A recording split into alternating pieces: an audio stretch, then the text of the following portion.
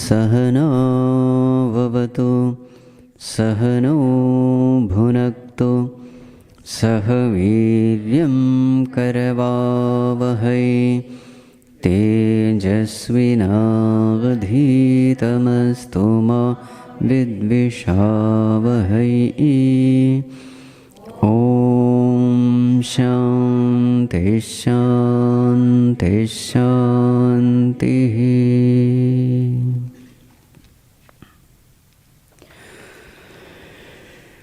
मुरहर नगधर मुकुन्द माधव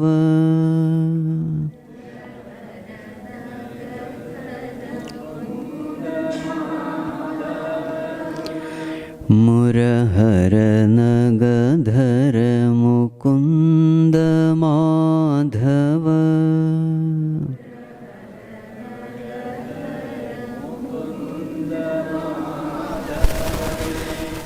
गरुडगमन पंकजनाभा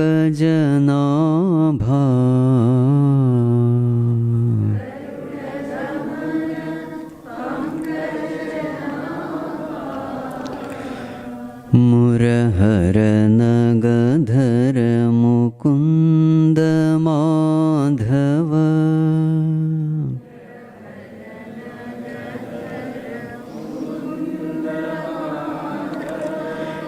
गरुडगमन पंकजनाभा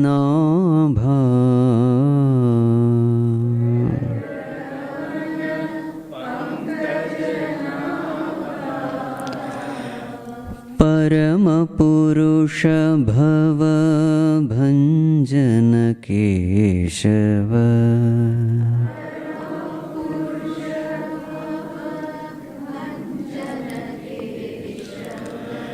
परम पुरुष भव भंजन केशव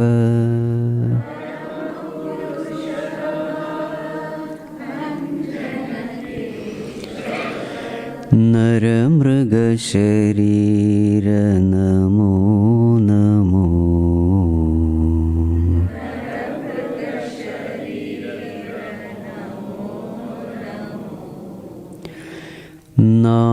नारायण ते नमो नमो भव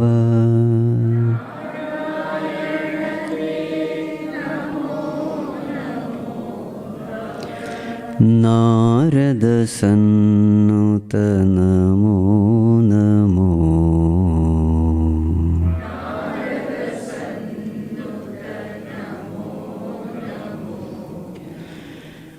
आदिदैव सकलागम पूजित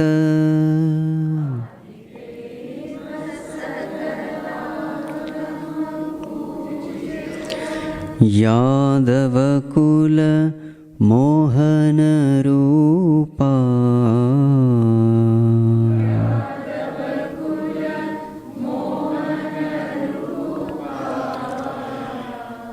आदिदेव सकलागम पूजित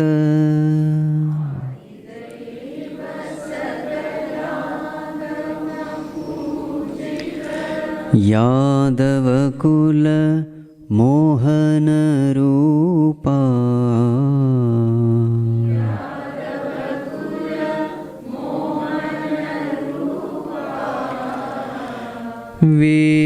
वेदोद्धार श्री वेंकटनायक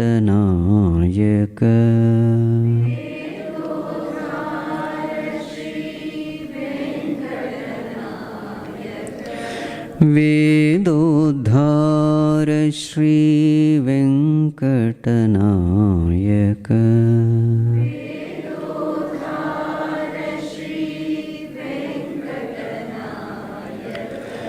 पुरंदर विठ्ठल नमो नमो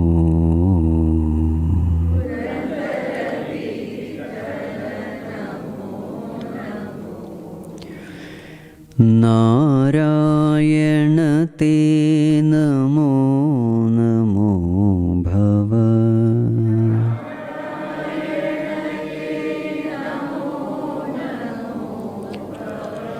नारदसन्नुत नमो नमो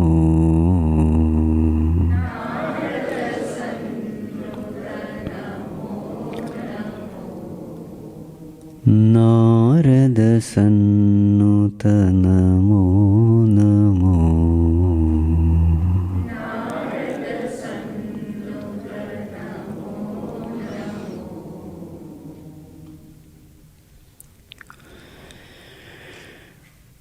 ॐ नमो नारायणाय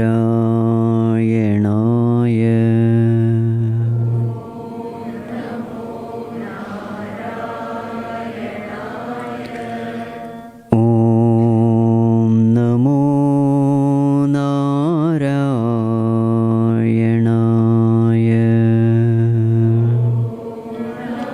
ॐ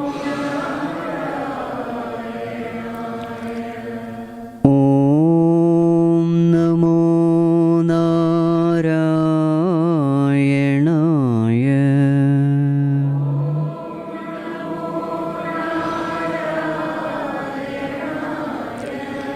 ॐ नमो नारायणाय ॐ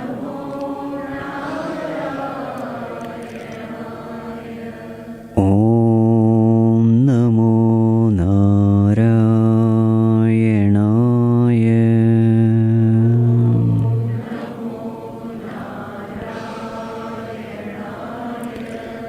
ॐ नमो नारायणाय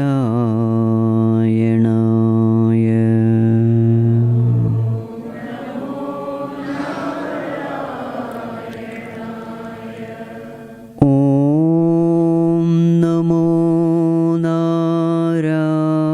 नमो नारायणाय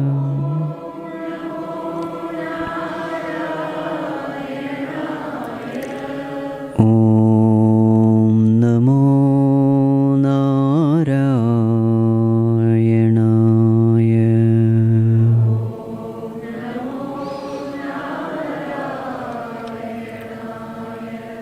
ॐ नमो नारायणाय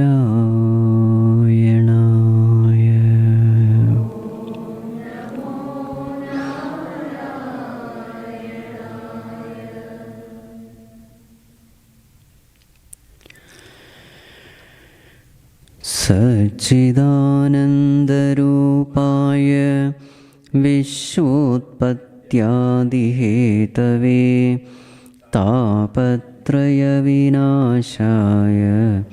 श्रीकृष्णाय वयं नुमः श्रीकृष्णाय वयं नुमः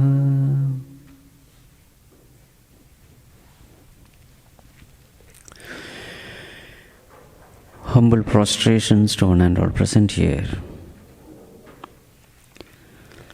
So last year we completed Bhagavata Mahatmyam, the glory of Bhagavatam, and this year we are going to start with Shrimad Bhagavatam proper. So we are going to start with the first canto. If first canto get over, then only we will go for second canto. I doubt whether it will be over or not, because that much is there. So let us keep the target of only first canto. Shrimad Bhagavatam is very, very popular. But many times people think Bhagavatam is nothing but stories. And therefore, many times we don't give enough importance to Bhagavatam. We say there are stories, we know, there is nothing. But when we enter deep into Bhagavatam, we come to know how serious this text is. So the purpose of our study is to go in detail in Bhagavatam. That is why in the whole of 1 month, almost 17 classes we will have for 1.5 hours. We will be covering only one canto. Whereas in Bhagavata Saptaham, in 7 days they finish off the whole Bhagavatam. There are 12 cantos in Bhagavatam, by the way. So we are in no hurry. We will slowly go, diving deep into the philosophical aspects of these verses, thoroughly enjoying the true message of Bhagavatam. So this is the purpose. We are in no hurry to finish it in 7 days. Parikshit had to listen in 7 days because he was supposed to die in 7 days. We are in no hurry. We have enough time. So with this, now we begin Bhagavatam. So the first verse is the essence of the entire Bhagavatam. And it's a very, very heavy verse. So we are going to spend some time only on this verse. Because it contains the essence of all the Upanishads, all the Puranas, all the Vedas. What is that essence?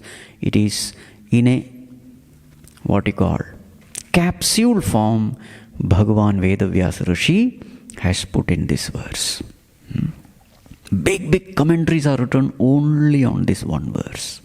So with this, let us chant the first verse. By the way, book is not necessary, but if you want to enjoy every word, because that is how I will go, then some few books are kept. How many I don't know. I think around 20 books are there. But there is no compulsion. So after this verse, we will be going smooth. So let us chant the first verse. You don't have to repeat, I will chant. They are all very, very difficult verses compared to Bhagavad Gita. Janmadyasya yatonvayaditaratah chartheshvabhijñasvarat tene brahma hridaya adikavaye muhyanti yatsurayah tejo varimrudam yatha vinimayah yatra trisargo mrisha dhamna svena sada nirastakuhakam satyam param dhimahi. This is the first verse. So in this first verse, generally people think Bhagavatam means Krishna stories. Not even once the word Krishna is mentioned. What is being said here? Satyam param dhimahi. We meditate upon dhimahi. What do we meditate upon? Param satyam. Supreme truth. Supreme reality. This is the first verse. There is no mention Krishnam dhimahi. No. Vasudevam dhimahi. No. What dhimahi? Dhimahi means we meditate upon. Whom do we meditate upon? Param Satyam. The absolute truth, the absolute reality.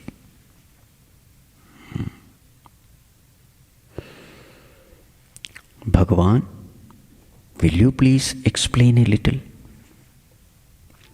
Svena dhamna sada nirastakuhakam param satyam dhimahi. Description of that param satyam, absolute truth. What is the description given? Svena dhamna, from its own standpoint, from the standpoint of the absolute truth, what is there? Nirasta kuhakam. There is no maya at all. Kuhakam means maya. Nirasta means absence of. So that supreme reality is that state where there is no Maya at all. There is no Maya means what? There is no world, Jagat. There is no Jiva, the beings. There is no karma. There is no karma phala. There is no time. There is no space. There is no causation. There is no other. Then what is there? Only Param Satyam is there.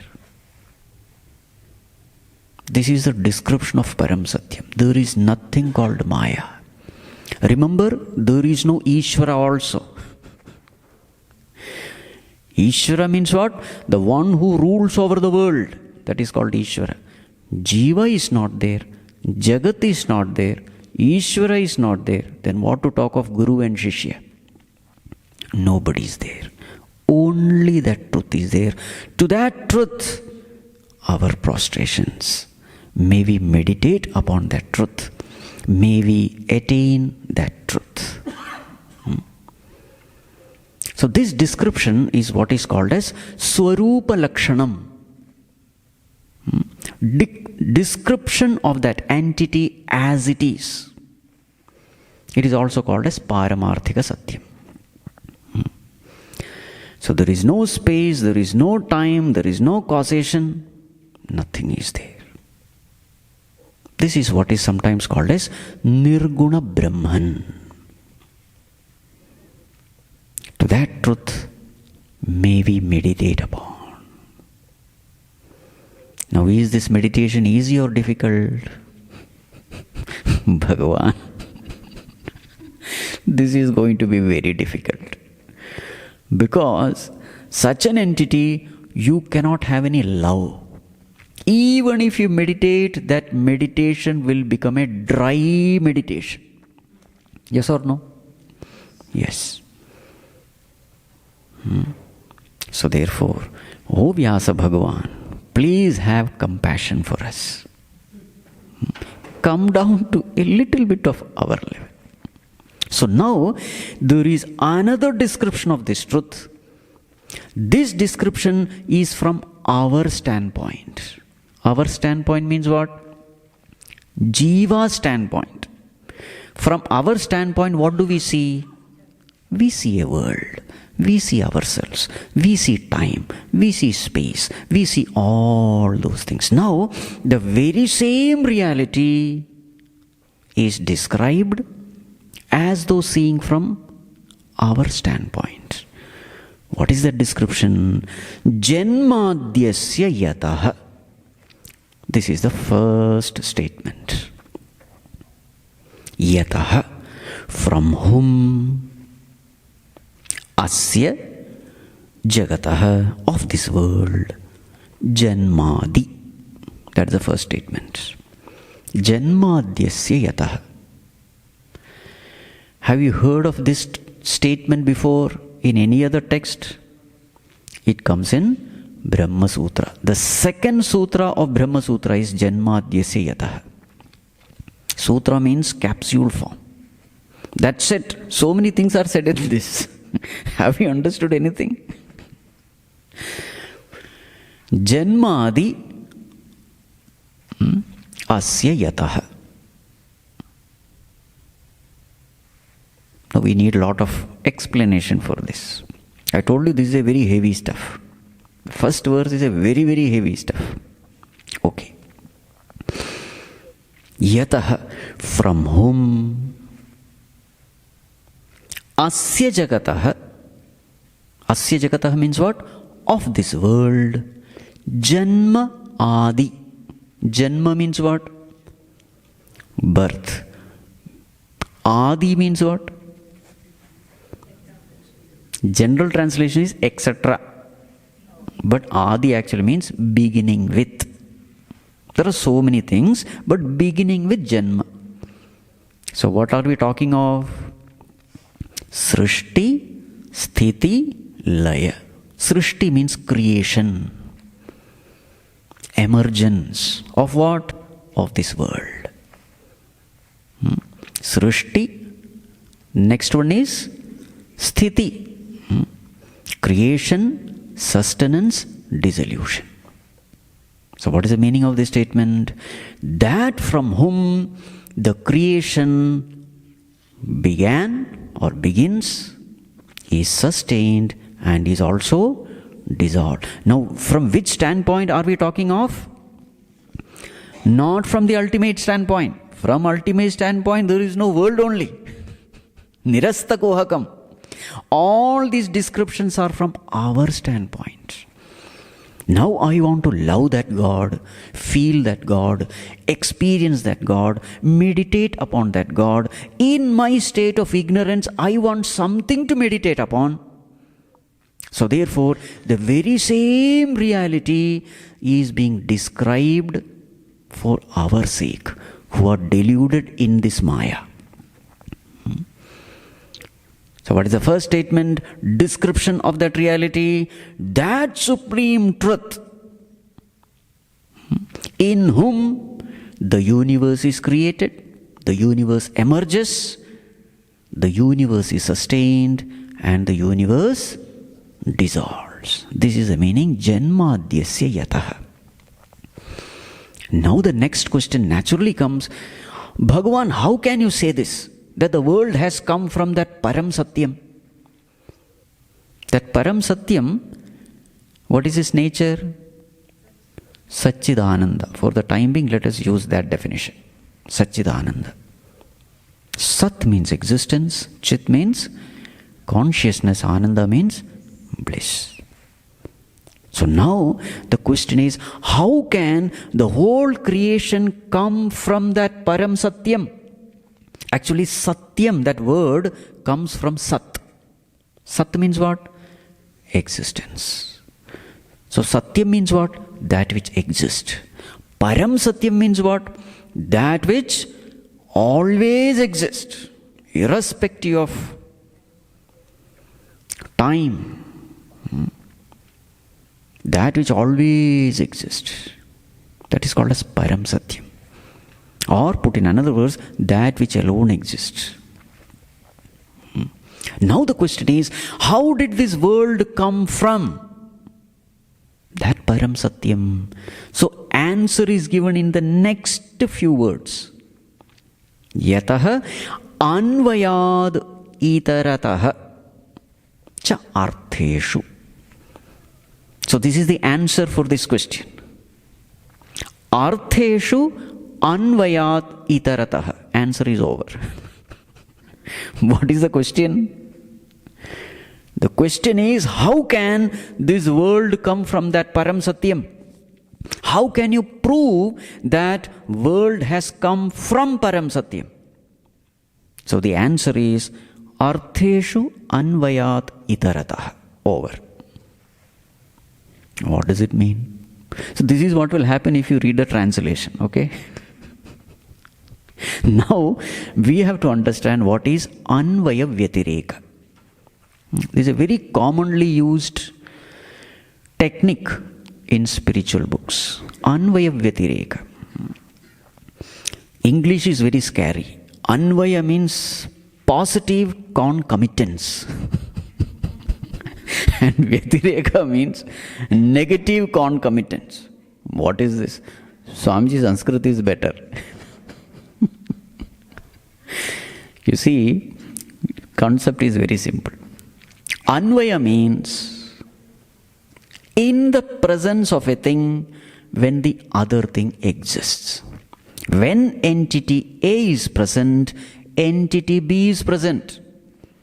Vyatireka means when entity A is absent, what is the condition of B? Is it still present or is it absent? For example, fire and smoke is a very commonly used example. When the fire is, smoke is. When the fire is not, smoke is not. So therefore, through Anvaya Vyatireka method, we come to this conclusion that smoke depends on fire for its existence. Clear? So using this Anvaya Vyatireka method, far away on the mountain you are seeing a smoke. So you apply this Anvaya Vyatireka method. Yatra yatra vannihi tatra tatra dhumaha. This is the equation. So you are not seeing fire, you are seeing smoke. Therefore, what is the conclusion? Definitely there is fire. You are not seeing it.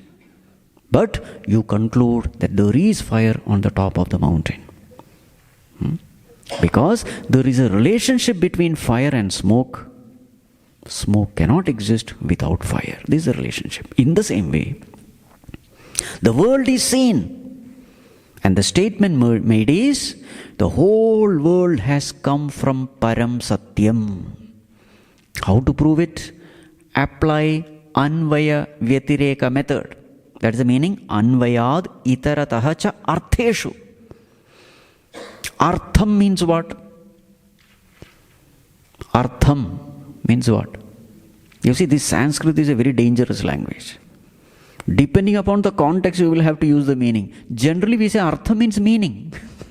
Isn't it? But here, artha means that which gives meanings to the sense organs.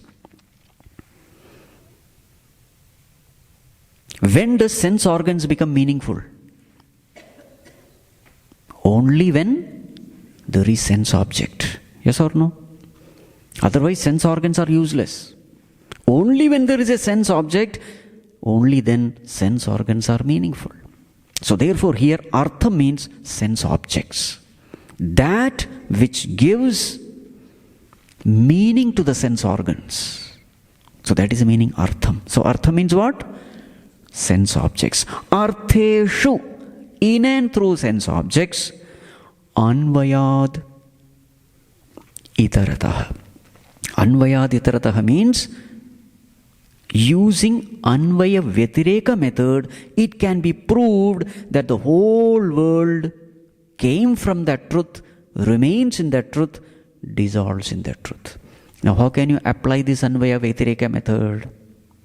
You see, any object, artham, in this world, what do you say?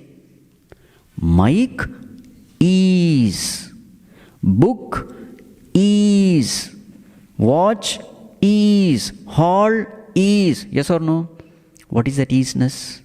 Sat, existence.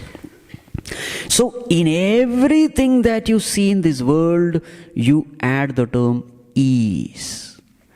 What does that is means? It exists. Isn't it? Where did that object get its existence from?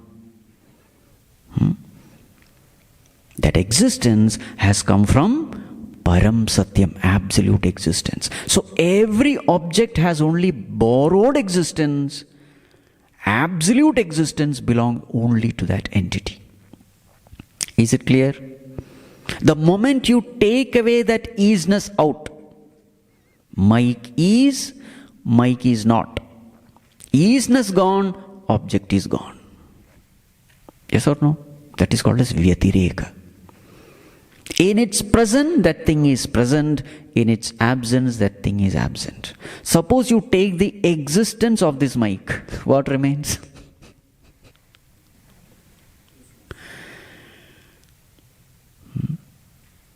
Nothing remains.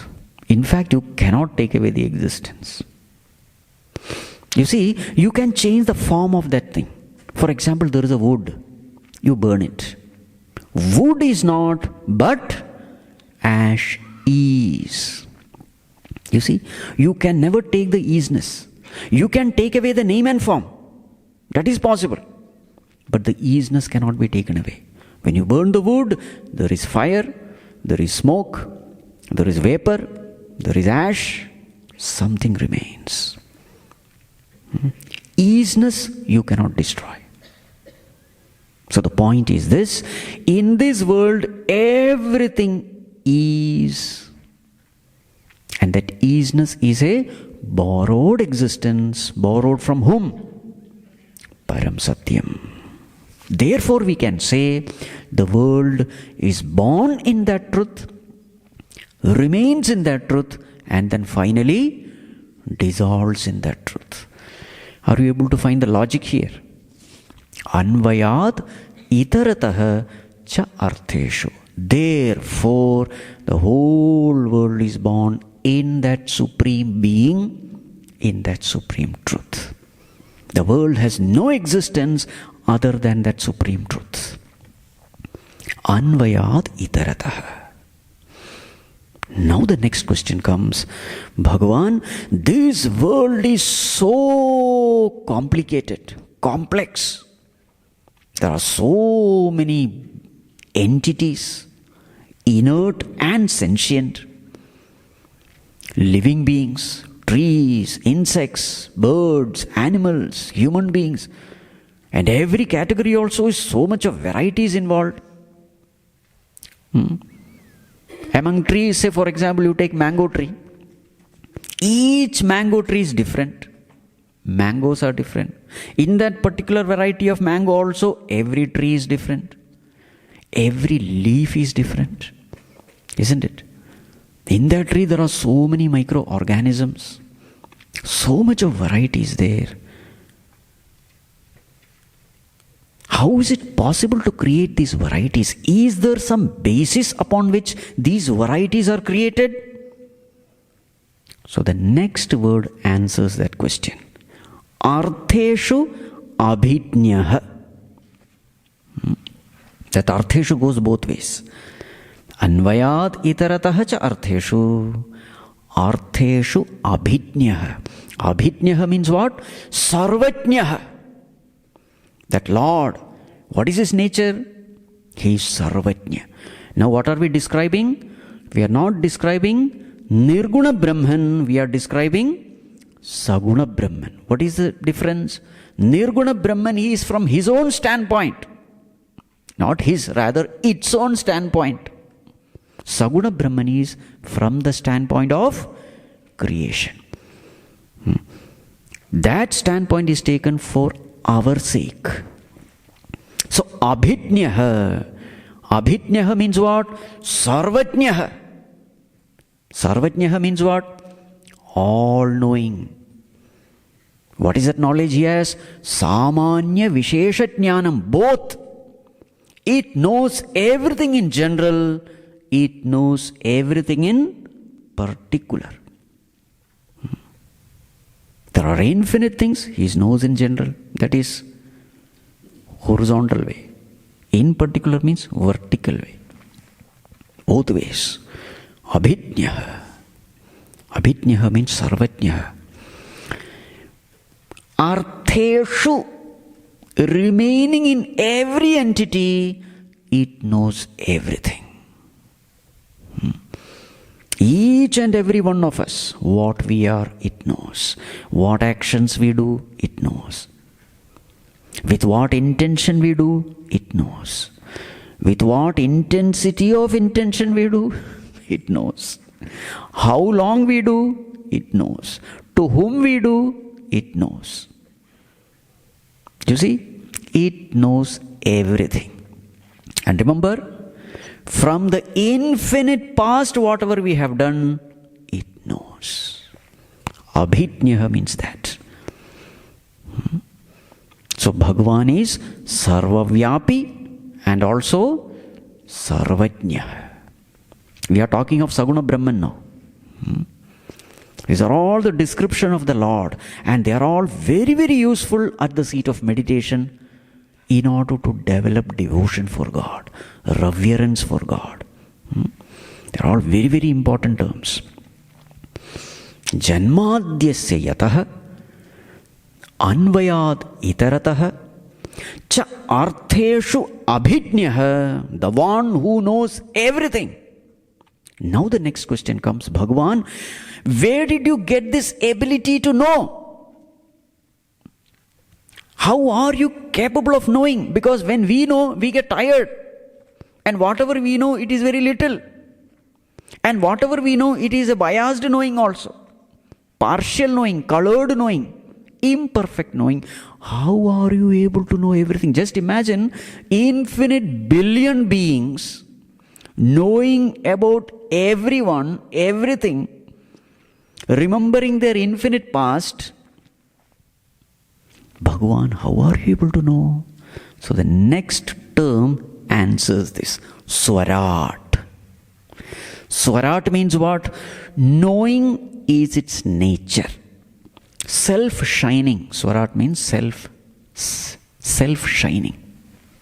Swarat. Bhagavan, how do you know? Knowing is my nature. Knowing is my nature means what? Bhagavan's knowing is effortless knowing, absolute knowing, instrument-free knowing, perfect knowing, unbiased knowing, spontaneous knowing. This is called as perfect knowing. Knowing is his nature. Just like, as far as mirror is concerned, reflection is his nature. Is the mirror tired after getting reflected? I have been reflecting. I am very tired now. Enough of reflection. Effortlessly it reflects. Why? That is his nature.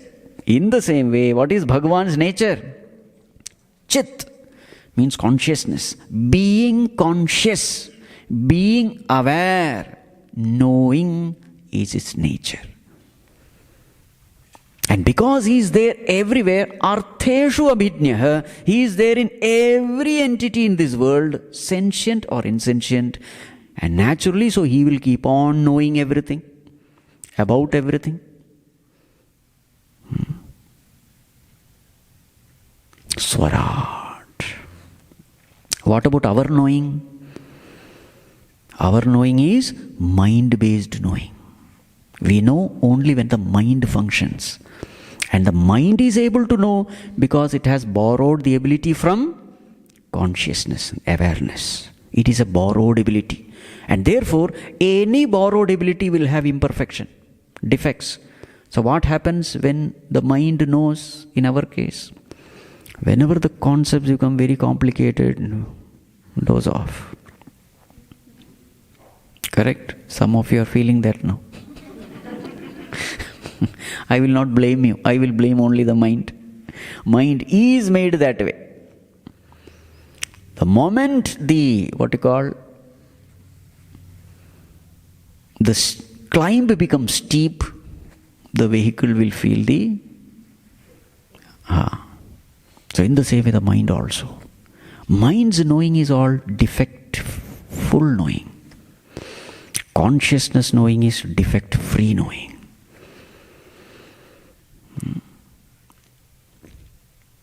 Swarat. All these terms are very, very important at the seat of meditation. Especially when you are meditating upon consciousness. Because meditating upon God at the seat of meditation is meditating upon consciousness. And these are all the terms which are very, very useful. Swarat. So that Lord from whom the whole creation has come, in whom the whole creation is sustained, and even when the creation is there, that creation may be an illusory creation, but the creation is a perfect creation. Because there is a perfect God behind this creation. And because He knows everything about everyone, He can be rightly called Karma Phala Data, the giver of the fruit of action. And to give the fruit of action, He need not consult anyone. No court case is necessary. Why? He is the Sakshi. Sakshat ikshate. He sees. Everything has happened in front of Him. Because artheshu abhijnah. In every entity He is there, watching. We think nobody is there, but there is somebody who is watching. He knows everything. Things which we also don't know, He knows. What thought is passing through my mind, I may not know, but He knows. What thought is there in my subconscious mind, I may not know, but He knows. Why does He know? Knowing is His nature. You see? So such a perfect, all-powerful, omniscient, omnipotent Lord is taking care of this world. Now the question is, Bhagavan, but I have heard that it is Lord Brahma who has created this world. Listen to that. Tene Brahma Hridaya Adikavaye. This is the answer to that question. We think it is Lord Brahma who has created. To that question, here is the answer. Adikavaye. To this Adikavi, Kavi means thinker. So here Adikavi is Lord Brahma. Brahmaji. Brahma, Vishnu, Maheshwara, Brahma. That Lord, that Brahma. Adikavaye. Brahma Tene. Tene means gave. So this supreme reality, the Saguna Brahman, the Lord, He gave. Tene. What did He give? Brahma Tene. Brahma means what? Here it means Vedas, Vedic knowledge. Depending upon the context, you have to take the meaning. It doesn't mean Brahman here. Brahma means Vedas. So Brahma Tene, that Supreme Lord, gave this Vedic knowledge. To whom? Adikavaye. To this Adikavi. Who is Adikavi? Lord Brahma. Meaning, Lord Brahma was empowered with the knowledge of creation, with the ability to create. He by himself has no power. It is only a borrowed power, borrowed knowledge given by that Supreme Lord.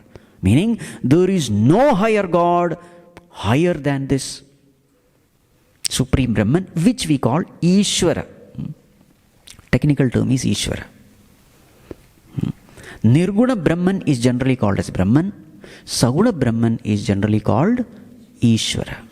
Saguna Brahman means what? With respect to creation, the name of that truth is called Saguna Brahman.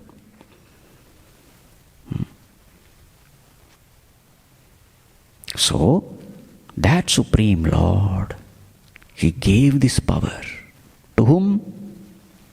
Lord Brahma. Because of which Lord Brahma came to be known as the creator of this world.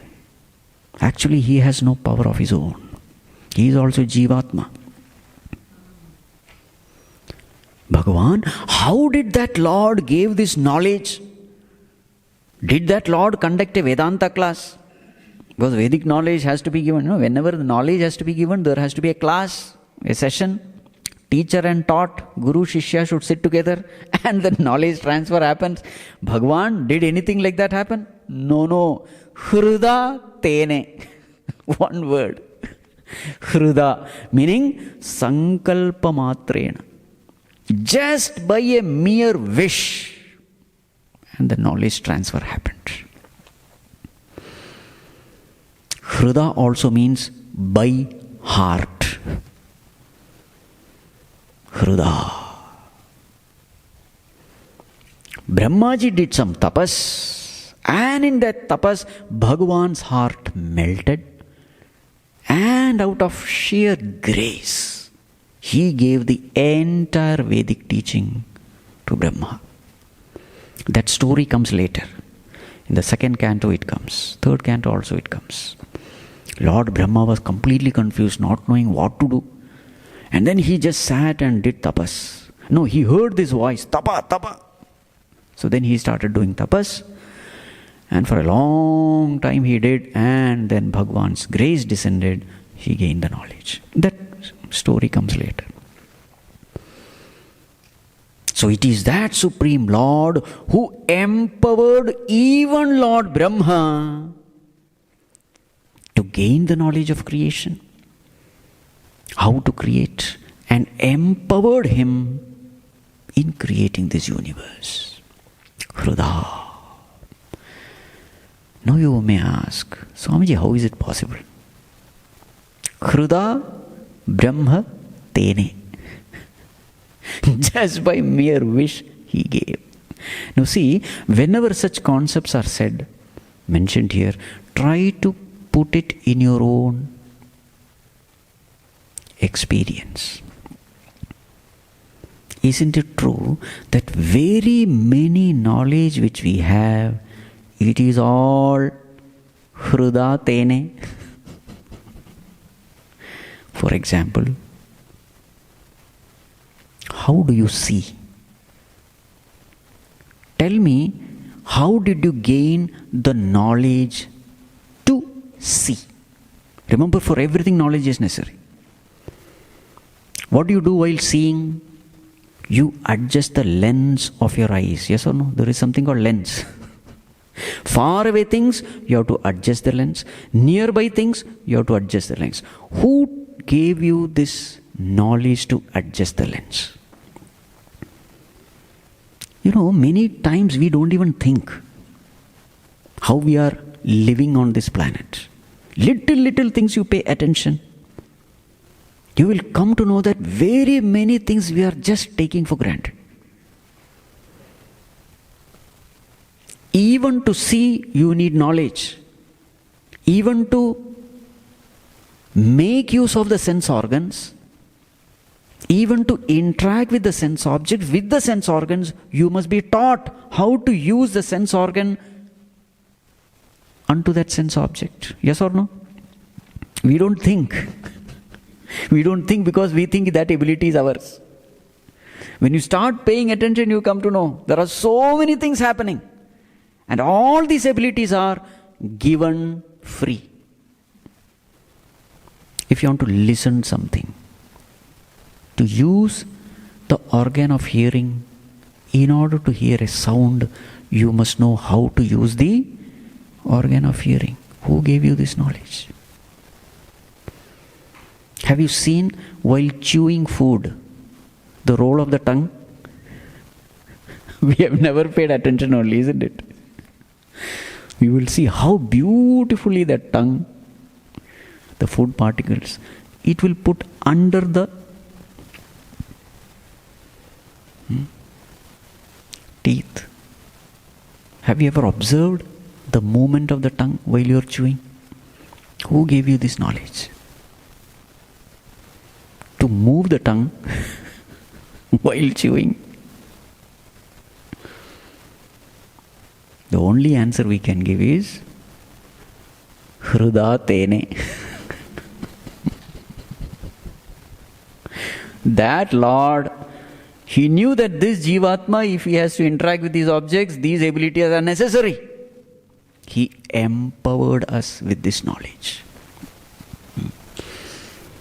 Even in all the physiological functions, urination and defecation also, knowledge is necessary. Who gave this knowledge? The sensation, everything. You pay attention. The more and more you become spiritual, the more and more your attention slowly comes nearer and nearer into yourself. This is one sign of a pure mind. This is one sign of spiritual progress. The more and more mind is impure, it will be thinking of international problems. All useless things where you can't do anything. And the whole discussion is how we cannot do anything. How things can be done. This is a discussion. And how much power you have? No power. Big discussions happen. Who should be the president? But as you become spiritual, your attention starts going towards things which are most relevant in your life. Most useful. As the mind becomes more and more spiritual, your wandering of the mind from the past into the future stops.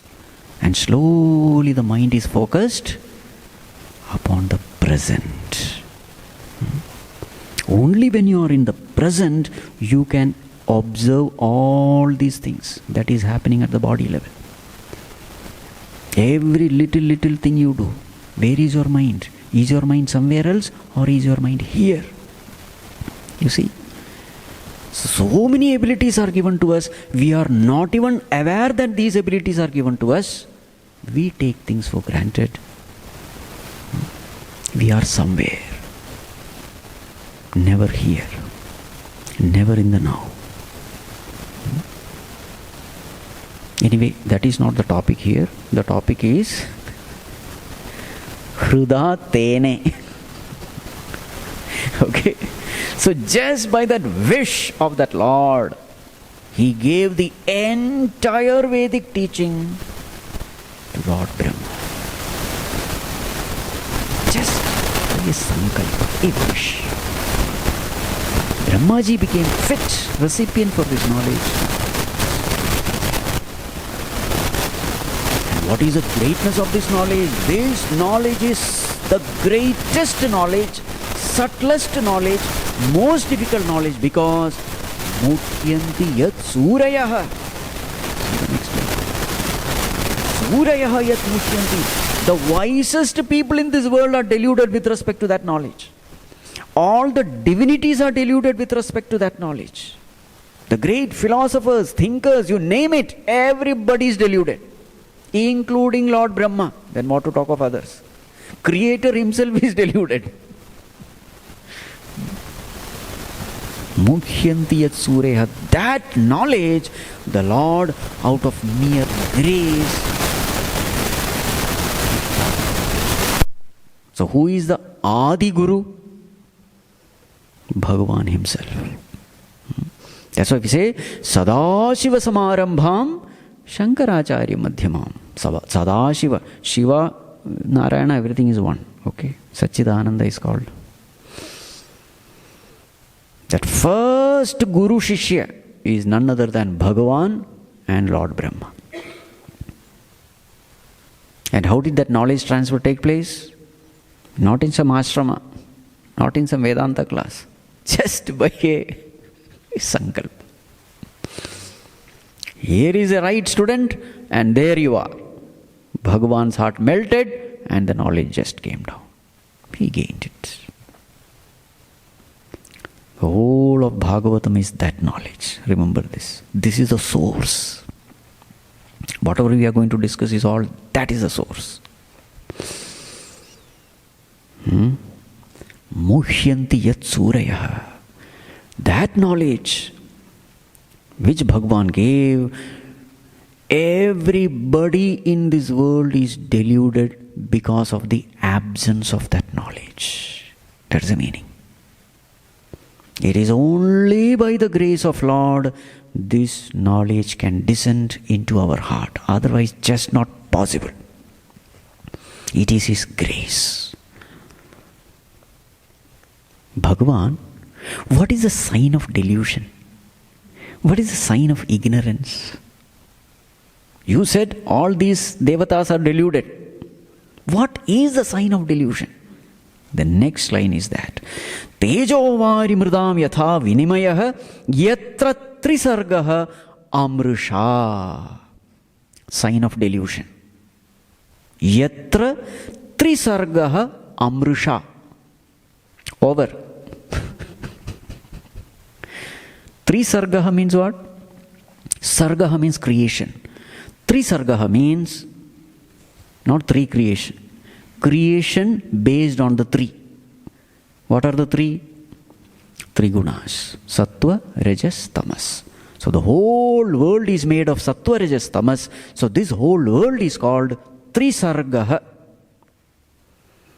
Creation based on the three gunas is called Trisargah. This creation, Amrusha. Mrusha means false. Amrusha means true. So what is the sign of delusion? Sign of delusion is considering this world as real.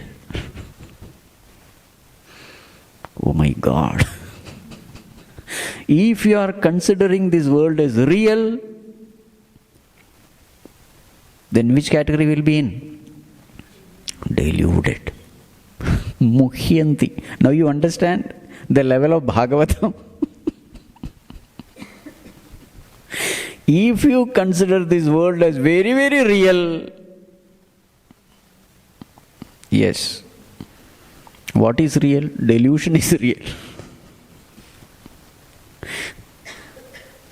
You understand now what knowledge Bhagavan gave to Brahmaji? It is not some bookish knowledge, some mantras. No.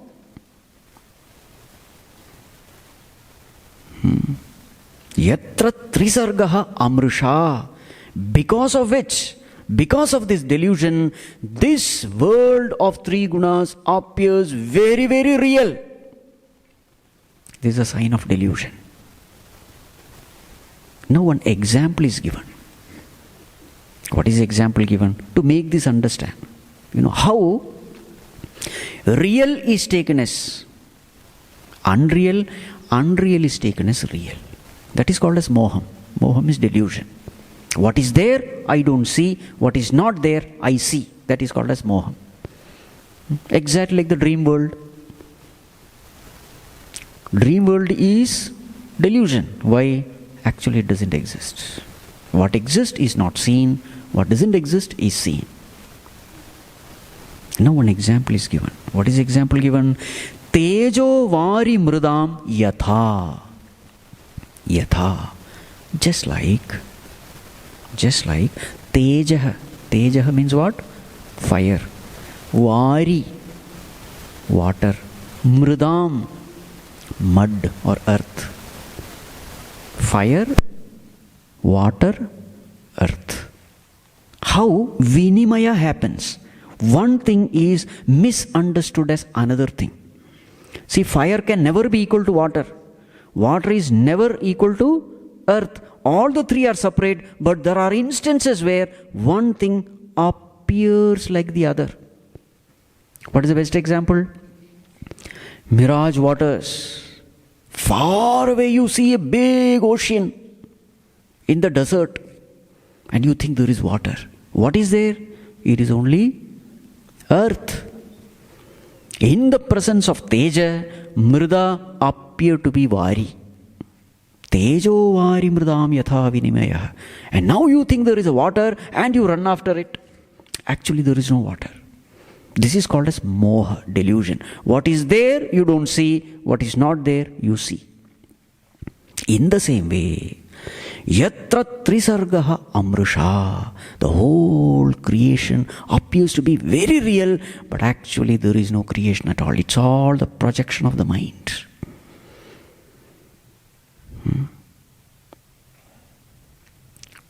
Right.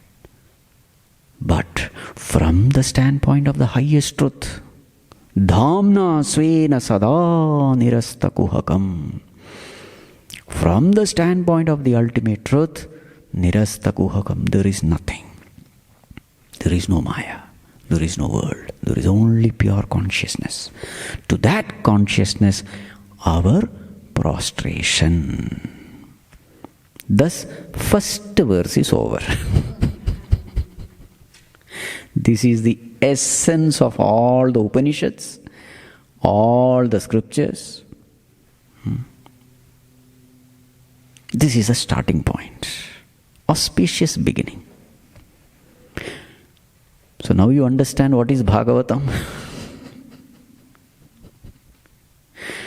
Many people, I think, came here to listen to Krishna's stories. You will be very much disappointed. You may not come also next class. It doesn't matter. You must know what actual Bhagavatam is.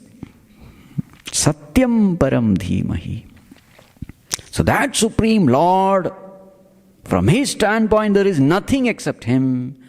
But now that Lord appears to be Saguna Brahman, appears to have created the world, sustaining the world, destroying the world, appears to be omniscient, omnipotent, omnipresent, appears to be Karmaphaladata, all-powerful, Sarvashaktiman, Sarvasamartha. He appears like that. Why is He appearing like that? It is very helpful for deluded people like us. So that we cannot appreciate Nirguna Brahman, but we can to some extent appreciate Saguna Brahman. We understand. Knowledge, I know, I have little knowledge, He has infinite knowledge. I understand. I have little strength, He has infinite strength. I understand. I am little Vyapi, He is Sarva Vyapi. I understand. You see? I am a part, He is the whole. I understand. Saguna Brahman is very easy to understand compared to Nirguna Brahman. When it is a Nirguna Brahman, there is nothing. I don't feel attracted towards Nirguna Brahman at all. It's very dry. I'm not even able to understand. So therefore, that very same Nirguna Brahman appears to us as Saguna Brahman. So that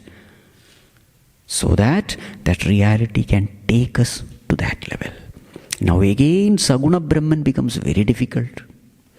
So therefore, that Saguna Brahman has to become Saguna Sakara Devata, or what is called as Avatar. That is one step again low. Avatarati iti avataraha. Avatarati means descending, coming down. Conscious, deliberate descendants. Our mind is so gross, we are not able to appreciate. Forget about Nirguna Brahman. Saguna Brahman also we are struggling. Many times you are, Swamiji, where to meditate upon? Here, or some chakra. Very difficult. Mind is so extroverted, disturbed, distracted. So therefore, that compassionate Lord felt, no, I have to do something. So what did he do? Leaving his abode, he comes down to our abode. Abode means residing place. We are residing in delusion. So he will have to come to our delusory world to take us to his real world. So that form is what is called as avatar. So that Nirguna Brahman appears as Saguna Brahman for Jiva. Again difficult. So that Saguna Brahman comes in the form of a human being, let us say. Any form he can take. So it is a conscious, deliberate descendance. Means what? He knows, even when he is born, he knows who he is. For example, in the Krishna Avatara, even when he is born, he may appear to be like an ordinary human being, but he is not. He very clearly knows that I am not this body. I am going to make use of this body so that all these embodied beings will get attached to this body, and then I pull all of them. You see? Suppose your pet dog has fallen into some pit and you have a rope. What will you do? You will throw it down and then pull it up, isn't it? In the same way, Bhagavan also. That hook is that avatar. Our mind gets latched to it and then he pulls it up. So don't think he has come down to be with us, to settle along with us. His job is not to settle here with us. He has come to take us to his abode. That is why every avatar, after work is done, what does he do with his body? Not settle with children, grandchildren, etc. Nothing doing. Throw it away. Finished. Job is over.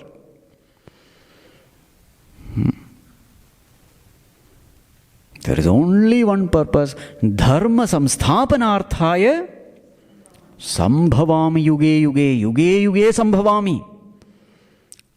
Ajopisan avyayatma. Bhutanam ishwaropisan. Prakritim swamadhisthaya sambhavami atmamayaya. With my own maya, I take up a body at my will, at my time. I choose the body depending upon the need. But what is the purpose? Dharma samsthapanarthaya. To make every being firmly established in their dharma. Dharma means what? Nature. So what is the purpose of Avatara? To make us get established into our own nature. What is our nature? That Satchidananda is our nature. That's the purpose. So this way we have to understand avatar. Clear? Little Swamis. That is okay. But this much we have to understand in this one verse. Nirguna Brahman from his own standpoint.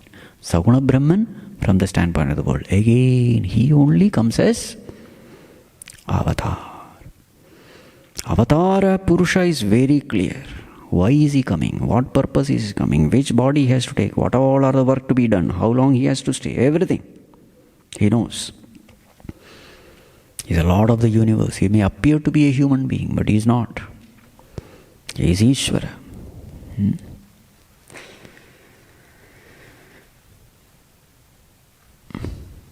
So this is the glory of the knowledge of the Lord. Next verse talks about the glory of Bhagavatam. Verse number 2. Dharmah projhita kaitavotra paramah nirmatsaranam satam vedyam vastavamatra vastu shivadam tapatrayonmulanam Shrimad Bhagavate Mahamuni Krute Kim Vaparayirishvaraha Sadyo Hridyavarudhyatetra Krutibhihi Shushrusubhistakshanad. The glory of Shrimad Bhagavatam. What does it contain? First of all, who composed it? Shrimad Bhagavate Mahamuni Krute. So who is the composer? Mahamuni. Who is the Mahamuni? Vedavyasa Rishi. And what is this composition called? Shrimad Bhagavate. All these questions are answered in this verse. Bhagavan, what is the content of Shrimad Bhagavatam? Paramaha Dharmaha. Bas. The content of Bhagavatam is Paramaha Dharmaha, supreme duty. It makes it very clear what our duty in life should be. And what is the duty? Developing devotion for God. Single pointed devotion, unwavering devotion, infinite devotion for God is our supreme duty in life. Makes it very clear. Projhita kaitavaha paramaha dharmaha. Each adjective is beautiful. You see, all this beauty you don't find in translation. Ujjita kaitavaha. Kaitavaha means worldly desires. Ujjita means uprooted and thrown away. So what has been thrown away? The worldly desires have been uprooted and thrown. Bhagavatam makes it very clear. You are praying God not to get this or that, nothing doing. Of course, that is there. It's a secondary, insignificant byproduct. It will come. The main purpose is developing devotion for God. Single pointed. Bhagavan is my everything, rest everything is secondary. This is called as Paramaha Dharmaha. Projhita kaitavaha Paramaha Dharmaha.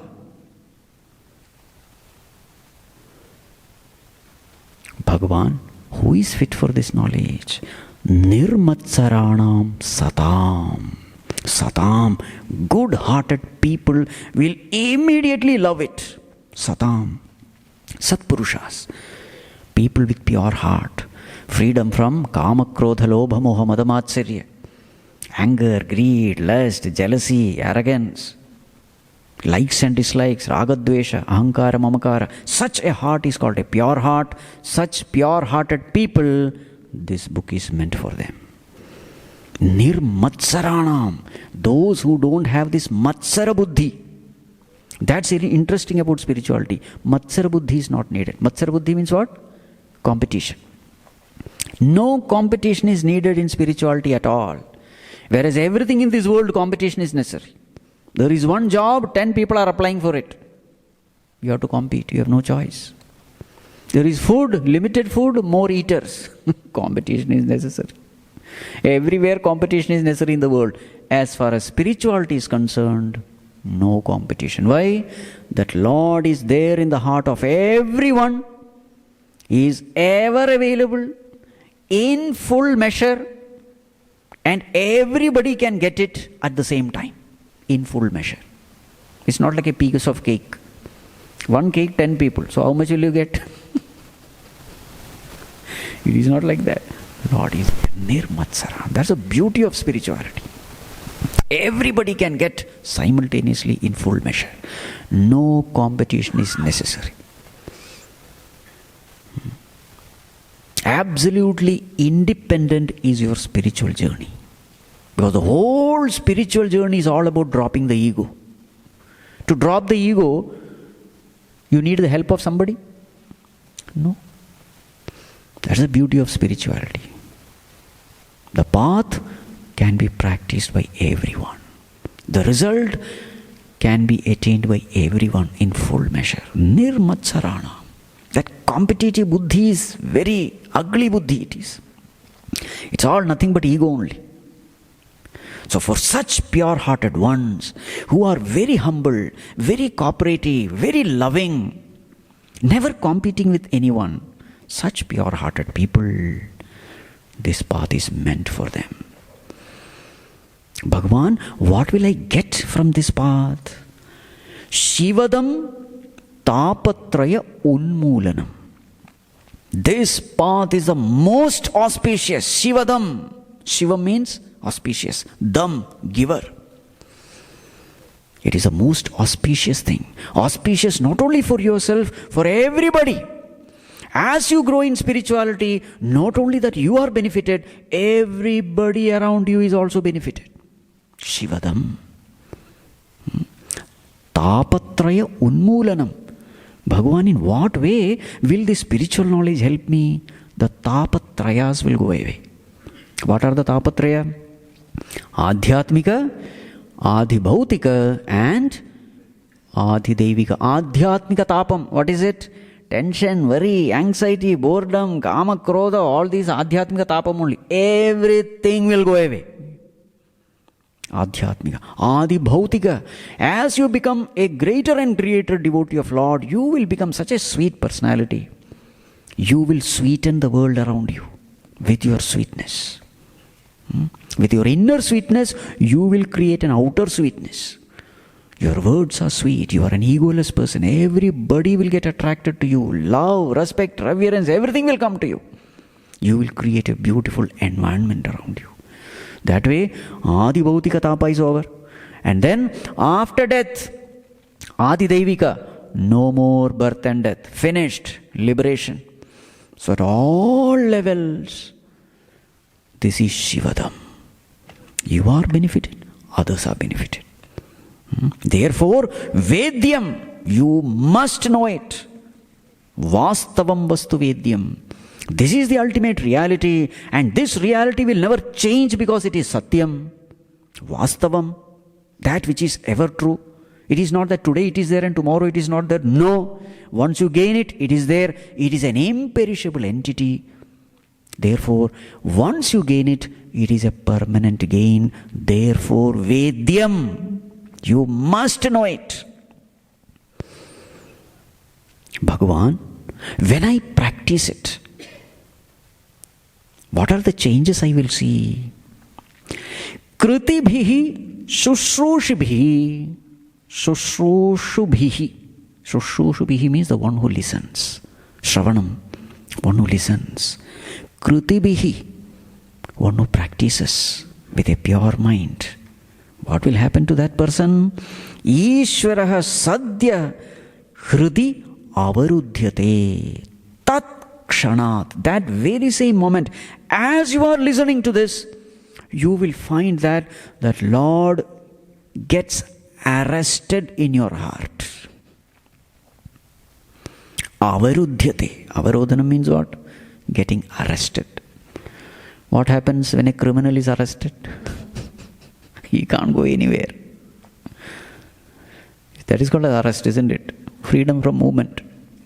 In the same way, when you listen to Bhagavatam, who is arrested? Bhagavan is arrested. He can't go anywhere then.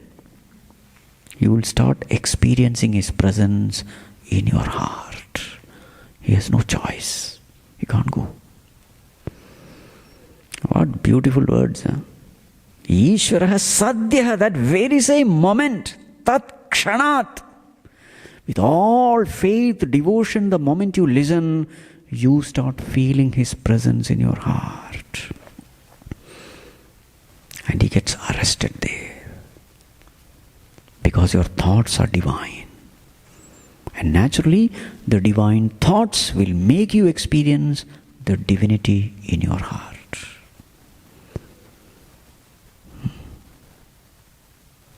Shrimad Bhagavate Mahamuni Krite Kim va parehi.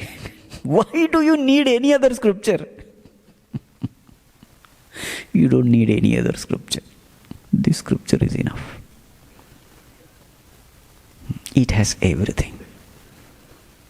It can give you jnana, bhakti, vairagya, everything is there. Now the next verse, this Bhagavatam is compared with a fruit. A beautiful verse. Time is up, so we will see in the next class. When is next class? Day after tomorrow. Tomorrow there is no class, day after tomorrow. So from now on it's little light, okay? Today was little heavy.